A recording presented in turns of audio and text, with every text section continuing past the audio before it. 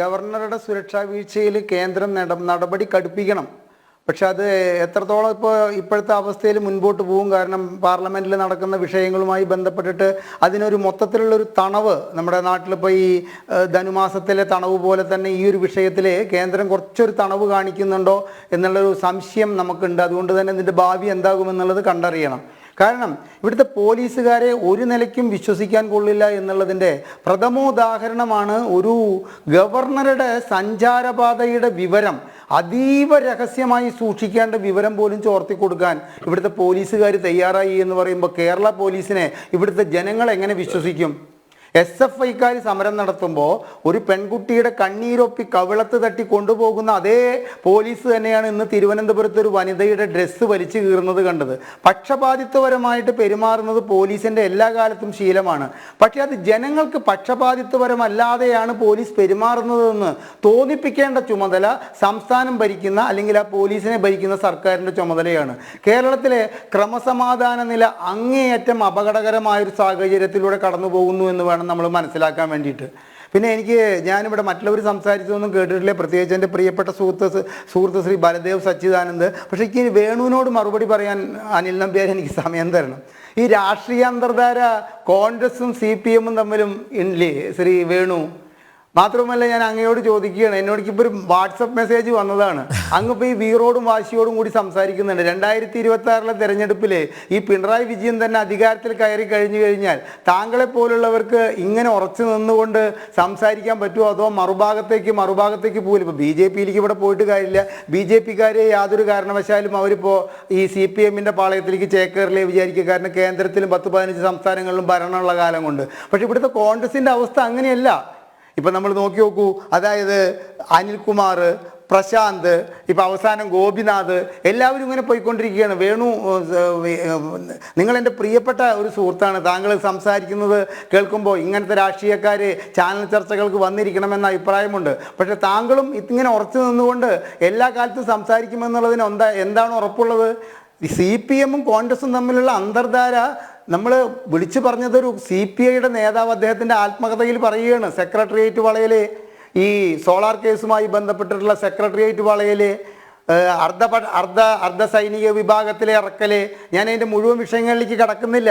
പക്ഷെ പെട്ടെന്ന് sudden brake ഇട്ടിട്ട് എന്തേ ആ സമരം CPM പിൻവലിച്ചതെന്ന് അന്നത്തെ ആഭ്യന്തരമന്ത്രിയായ തിരുവഞ്ചൂർ രാധാകൃഷ്ണൻ്റെ പുസ്തകം വളരെ കൗതുകത്തോടു കൂടി വളരെ തിരക്കേറി ഞാൻ വരുത്തിയിട്ട് ഞാൻ വായിച്ചു നോക്കിയിട്ട് അങ്ങനെ ഒരു വിഷയത്തെക്കുറിച്ച് എന്തേ പ്രതിപാദിക്കാഞ്ഞത്?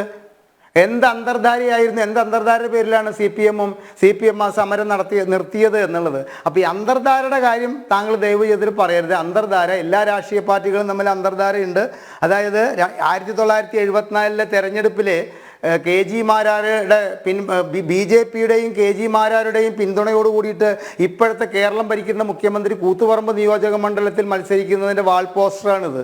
അപ്പോൾ ഈ അന്തർധാരയുടെ കാര്യമൊന്നും പറഞ്ഞിട്ട് ഞങ്ങൾ സാധാരണക്കാരായ നികുതിദായകരെ നിങ്ങൾ അങ്ങനെ എന്താ പറയുക പൊട്ടന്മാരാക്കരുത് എന്നൊരു അപേക്ഷയുണ്ട്. ഇവിടെ നമ്മൾ പറഞ്ഞു വരുന്നത് ഈ ഗവർണറുടെ കാര്യമാണ്. ഞാൻ പ്രധാനമായിട്ട് അതിൽ വേണു പറഞ്ഞ ഒരു കാര്യം വളരെ വ്യക്തമാണ്.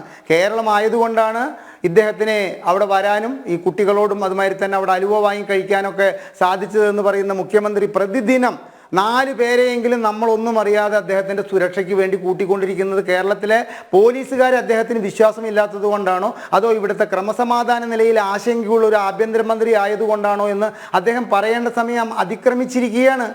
എന്തുകൊണ്ടാണ് അദ്ദേഹം നിത്യേന 2.5 കിലോമീറ്ററാണ് ക്ലിഫ് ഹൗസിൽ നിന്ന് സെക്രട്ടേറിയറ്റിലേക്കുള്ളത്. ഈ 2.5 കിലോമീറ്റർ ദൂരത്തിലാണ് അദ്ദേഹത്തിൻ്റെ വാഹനനിര കടന്നു പോകുന്നത്. ഈ നവകേരള സദസ്സ് തുടങ്ങുമ്പോൾ ഈ ചർച്ചയിൽ ഇതുമാതിരി തന്നെ ജനത്തിൻ്റെ ചർച്ചയിലും മറ്റ് ചാനൽ ചർച്ചകളിലും എൻ്റെ കൂടെ പങ്കെടുത്തിട്ടുള്ള എല്ലാ CPMൻ്റെ പ്രതിനിധികളും CPM നേതാക്കളും CPMൻ്റെ നമ്മൾ പറയില്ലേ പ്രവർത്തകരും പറഞ്ഞിരുന്നത് വാഹന വ്യൂഹങ്ങൾ ഒഴിവാക്കാൻ വേണ്ടിയിട്ടാണ്. ശ്രീ ആന്റണി രാജു ഇത് തുടങ്ങുന്നതിൻ്റെ തലേ ദിവസം പറഞ്ഞു വാഹന വ്യൂഹങ്ങളുടെ ആധിക്യം കൊണ്ട് ജനങ്ങൾക്കുണ്ടാകുന്ന ബുദ്ധിമുട്ടുകൾ ഒഴിവാക്കാൻ വേണ്ടിയിട്ടാണ്.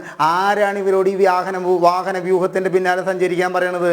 ഇവർ ഈ മന്ത്രിമാർക്ക് ഒറ്റയ്ക്ക് സഞ്ചരിക്കാൻ ജനങ്ങൾക്ക് കാണാനും ജനങ്ങൾക്ക് അങ്ങനെയാണ് ഇഷ്ടം. പക്ഷേ വാഹന വ്യൂഹം ഓരോ മന്ത്രിമാരുടെയും വാഹന വ്യൂഹവും മുഖ്യമന്ത്രിയുടെ വാഹന വ്യൂഹവും തടസ്സമാകുമെന്ന നിലയ്ക്കാണ് ഒരു ബസ്സിൽ സഞ്ചരിക്കുന്നത്. പക്ഷേ ഈ മുഖ്യമന്ത്രിയുടെ ഈ 21 മന്ത്രിമാർ പോണതിൻ്റെ പിന്നിൽ ഏകദേശം 60 വരെ എണ്ണാൻ ഞാൻ സാധിച്ചു. കാരണം എന്താ വെച്ച് കഴിഞ്ഞാൽ പിന്നീട് സ്പീഡ് കൂടി, അപ്പോൾ എനിക്ക് എണ്ണാൻ പറ്റിയില്ല. 10-65 വാഹനങ്ങൾ ഒഴുകി പോകുന്നത് കാണുന്നുണ്ടല്ലോ.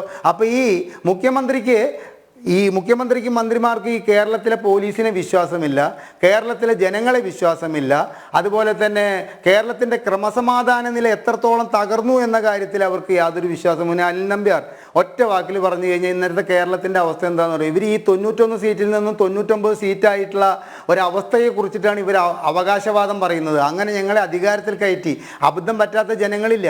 ഇപ്പോൾ ഞാൻ ഈ 2-3 പ്രാവശ്യം കബളിപ്പിക്കപ്പെട്ടത് എന്താണെന്ന് പറയുക, എറണാകുളത്തൊക്കെ നിങ്ങൾ തിരുവനന്തപുരത്തും കാണുന്നുണ്ടായിരിക്കാം, വീട്ടിലെ ഊണ് എന്ന് ബോർഡ് വെച്ചിട്ട് ജനങ്ങളെ പറ്റിക്കുന്ന ഒരു പുതിയ പരിപാടിയുണ്ട്. നമ്മളെല്ലാവരും കയറി ചെല്ലും, ഈ ഹോട്ടലിലെ ഭക്ഷണം കഴിച്ച് മടുത്തിട്ടുള്ളതല്ലേ വീട്ടിലെ ഊണ്. അവിടെ ചെന്ന് ഭക്ഷണം കഴിച്ചു കഴിഞ്ഞാലാണ് നമുക്ക് മനസ്സിലാവുക അത് വീട്ടിലെ ഊണും അല്ല, കാട്ടിലെ ഊണിനേക്കാൾ മോശമായിട്ടുള്ള ഊണാണ് നമുക്ക് ഈ വിളമ്പി തരുന്നത്. അപ്പോൾ ഈ ബോർഡ് മാത്രമേ ഉള്ളൂ. ഇടതുപക്ഷം വരും എല്ലാം ശരിയാവുമെന്ന് പറഞ്ഞ് 91 സീറ്റിൽ നിന്നും 99 സീറ്റ് കൊടുത്തവരോട് ഈ വീട്ടിലെ ഊണ് എന്ന് പറഞ്ഞിട്ടുള്ള ബോർഡ് വെച്ച് പറ്റിക്കുന്നതിന് തുല്യമാണ് ഇപ്പോഴത്തെ ഈ ഭരണത്തിൽ നടക്കുന്നത്.